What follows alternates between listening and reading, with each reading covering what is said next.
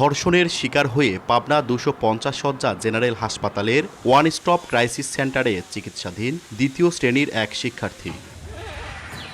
শিশুটির বাবা প্রবাসে থাকেন, মা সংসারের কাজ সামলান। অভিযোগ অনুযায়ী গত 25 মে দুপুরে আটঘরিয়া উপজেলায় বাজারে যাওয়ার সময় শিশুটিকে বাড়িতে রেখে যান তার মা।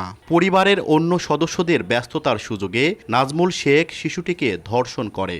এ ঘটনায় 1 আগস্ট শিশুটির মা বাদী হয়ে আটঘরিয়া থানায় লিখিত অভিযোগ দায়ের করেন। আমার বেটিকে খুবই হামকে তামকে দিছে মারি ফেলা দেওয়ার জন্য। আমার বেটি তো বাড়ির থেকে বাইরে হতে পারে নাই। কে আসলে এই ছোট বাচ্চা, এটা তো আমার বাচ্চা হলে আমি বিচার চাইতাম। আমি আসলে একটা মানবিক দিক থেকে ওর বাচ্চার বিচার চাই, যেন একদম শক্ত একটা বিচার হয়। আমার মেয়ের আমি ন্যায় বিচার চাই। আমার হাজব্যান্ডও বলছে আমার মেয়ের আমি ন্যায় বিচার চাই। এটা আসলে আরেকটু পরীক্ষা নিরীক্ষার দরকার আছে, ওইটার পরে আমরা আসলে রিপোর্টটা বলতে পারি।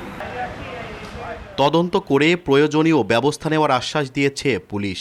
আপন চাচা কর্তৃক ভাতিজা ধর্ষিত হয়েছে, আমরা এটা তদন্ত করে আইনগত ব্যবস্থা গ্রহণ করব। অন্যদিকে 31 জুলাই ঈশ্বরদীতে প্রাইভেট শিক্ষিকার বাড়িতে পড়তে যায় 7 বছর বয়সী এক শিশু।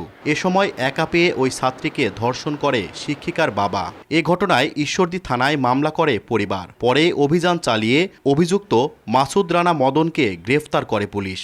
ওর ওয়াইফ বলে হাত ধরে টাইনে নিয়ে গেছে। ওয়াইফ নাকি বলে ঘাস কাটতে গেছে, যাবার পর বলতেছে কি বউ আমাকে কি করবে, আমাকে এই কাজ করেছে। বাচ্চা বলতেছে আমাকে আগে 3-4 দিন এই কাম করেছে। ঘটনার সাথে সংশ্লিষ্ট যাকে অভিযুক্ত করা হচ্ছে তাকে ইতিমধ্যে আমরা হেফাজতে নিয়েছি।